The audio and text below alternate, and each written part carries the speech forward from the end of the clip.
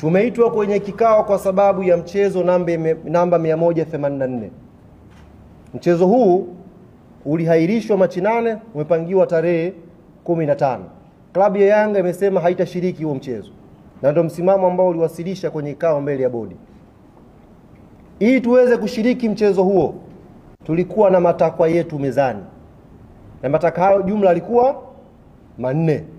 Katika haya 4, ndugu zangu waandishi wa habari, 3 ni matakwa ambayo tunaamini yakitekelezwa kwa haraka, klabu yetu ya Young Africans itakuwa tayari kwenda uwanjani kwa tarehe nyingine tofauti na 15 kwenda kucheza mechi ya Kariakoo Derby.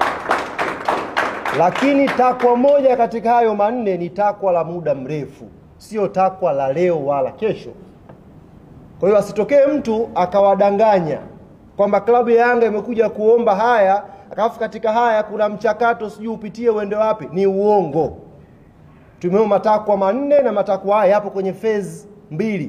Na barua yetu tuliyowasilisha bodi ya ligi imejielezea specific kwamba mkitekeleza matakwa haya 3, mbungi inapigwa. Ili moja ni takwa kwa ajili ya mpango wa muda mrefu. Matakwa haya 4 ni yapi? Na 3 ambao specific tumeainisha ili yafanyiwe kazi tuweze kucheza pia ni yapi?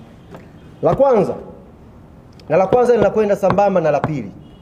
La kwanza, klabu ya Young Africans imetaka kuvunjwa mara moja na kujiuzulu kamati nzima ya uendeshaji na usimamizi wa ligi kuu Tanzania. Takwa hili linakwenda sambamba na takwa la pili la kujiuzulu kwa afisa mtendaji mkuu wa bodi ya ligi, CEO wa bodi ya ligi. Kwa nini takwa la kwanza na la pili linakwenda pamoja? Na kwa nini tumesema hili likitekelezwa klabu ya Young Africans iko tayari kucheza mchezo namba 184? Kwa sababu kuhairishwa mechi ya Machi 8, tunaamini kama klabu hapakufuatwa utaratibu na palikuwa pana uvunjwaji mkubwa wa kikanuni. Hapana utaratibu uliofuatwa na kulikuwa na uvunjwaji mkubwa wa kikanuni. Hivyo tunaamini CEO wa bodi ya ligi na kamati ya uendeshaji na usimamizi wa ligi ilifanya haya kwa makusudi kabisa kwa ajili ya kuipa favor timu fulani. Sasa basi, kwa sababu watu hawa wamevunja kwa makusudi kwa ajili ya kuweka upendeleo kwa baadhi ya timu kanuni na kuhairisha mchezo wa Machi 8, Club Young Africans haitakuwa tayari kushiriki mechi hii ya 134 namba 84 kama kamati nzima ya uendeshaji na usimamizi wa bodi haitajiuzulu au kuvunjwa na afisa mtendaji mkuu pia na yeye kuondoka. Jambo la 3 ilikuwa ni kujiuzulu kwa katibu mkuu wa TFF, ndugu Wilfred Kidao. Kwa nini uongozi wa klabu ya Young Africans umeweka hili kama takwa? Ndugu zangu waandishi wa habari, hiki kilio mmekuwa mkikisikia sana. Na sio ukisikia, mmekuwa mkikiona. Kumekuwa na maamuzi ya hovyo, maamuzi mabovu kwenye michezo ya ligi kuu Tanzania msimu huu. Waamuzi wamekuwa wakifanya maamuzi ya hovyo sana.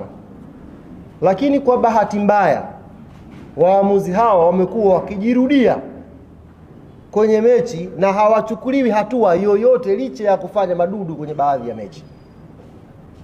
Yaani mwamuzi anakosea leo, kesho anarudi, kesho kutwa anarudi na hakuna hatua yoyote inayochukuliwa, ndugu zangu. Sasa kamati ya waamuzi ipo chini ya katibu mkuu wa TFF. Tunaamini haya madudu yanayotokea haya,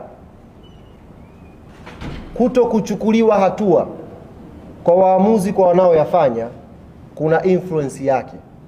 Hivyo na sisi hatutakuwa tayari kucheza hiyo mechi ya namba 184 kama katibu mkuu wa TFF hatakuwa amejiuzulu.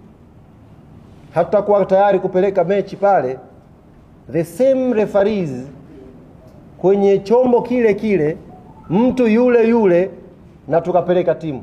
There is no way hilo ikatokea. Na hii nimeisema specific mpate kuielewa. Katibu mkuu wa TFF, kamati ya waamuzi ina ripoti kwake, na madudu yote ambayo yanapigiwa kelele na klabu ya Young Africans imeainisha kwenye ripoti yake mbele ya bodi ya ligi. Kila kosa la waamuzi tumeliainisha mbele ya bodi ya ligi. Na makosa haya, masikitiko yetu ni kwamba watu hawachukuliwi hatua licha ya kukosea. Wanarudi tu. Yaani wanarudi. Mtu anakosea leo, anapangiwa mechi Jumatano. Jumatano anakosea, anapangiwa mechi Jumamosi.